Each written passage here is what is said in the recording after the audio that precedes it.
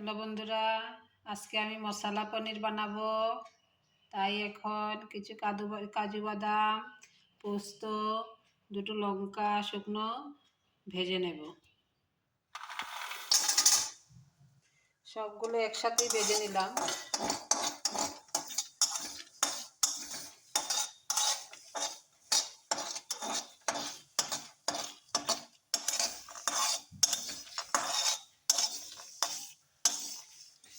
হালকা ভাজা ভাজা হয়ে গেলে আমি নামিয়ে নেব।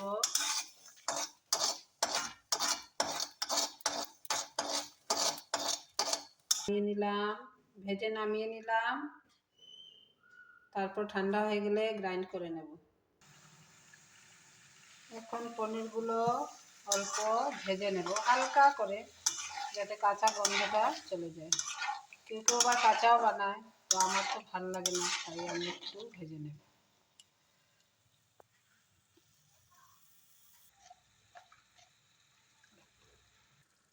এখন মশলাগুলো ঠান্ডা হয়ে গেছে, তাই একটু গ্রাইন্ড করে নেব। এখন গ্রাইন্ড করে নিলাম। আমার পনিরের মশলাটা রেডি হয়ে গেছে। হালকা ভেজে পনিরগুলো নামিয়ে নিলাম। এখন রান্নার জন্য রেডি করব।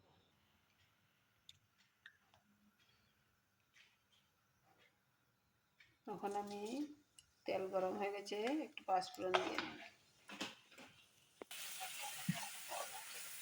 এখন মশলাগুলোকে একটু কষিয়ে নেব, তারপর পনির ছেড়ে দেব।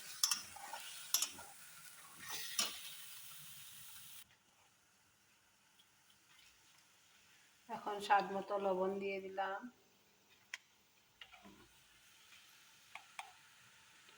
অল্প একটু জিরে গুঁড়ো দিয়ে দিলাম। আমি অল্প করে একটু হলুদ দিয়ে দিলাম। আপনারা দিলেও দিতে পারেন, না দিলে নাও দিতে পারেন। অল্প একটু চিনি দিয়ে দিলাম। কয়েকটা ছেঁড়া কাঁচা লঙ্কা দিয়ে দিলাম।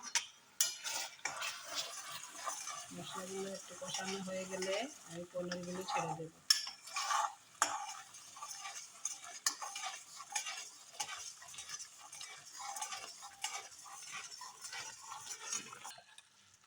এখন আমি পনিরগুলো দিয়ে দেব, তারপর একটু কষিয়ে তারপরে ঢেকে দেব।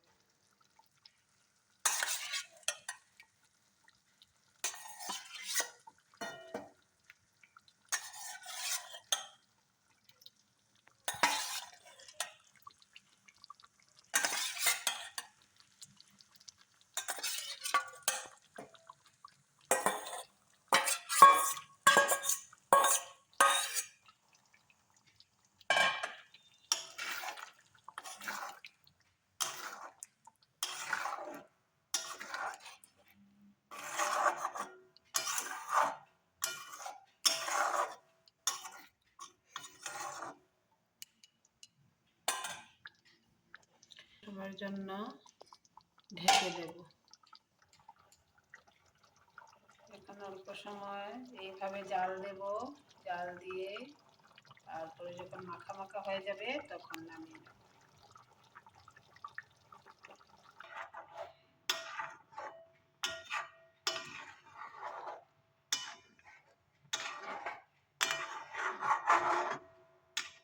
আরো কিছু সময় হবে, তারপর নামিয়ে নেব। এখন আমার মশলা পনির প্রায় হয়ে গেছে, আরো 1-2 মিনিট পরে নামিয়ে নেব।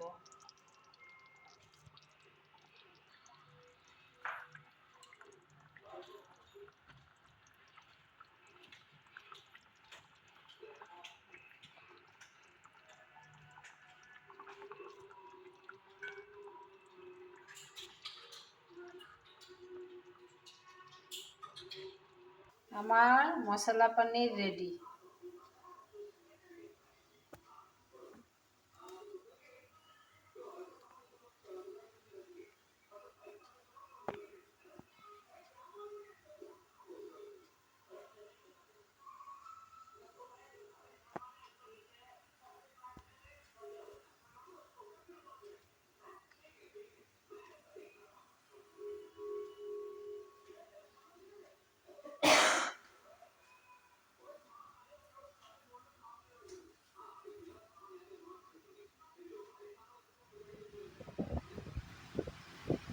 না পনিরটা বানিয়েছিলাম, এখন আমি আমার ছেলেকে দিয়েছি খেতে, কীরকম হয়েছে ও খেয়ে বলবে।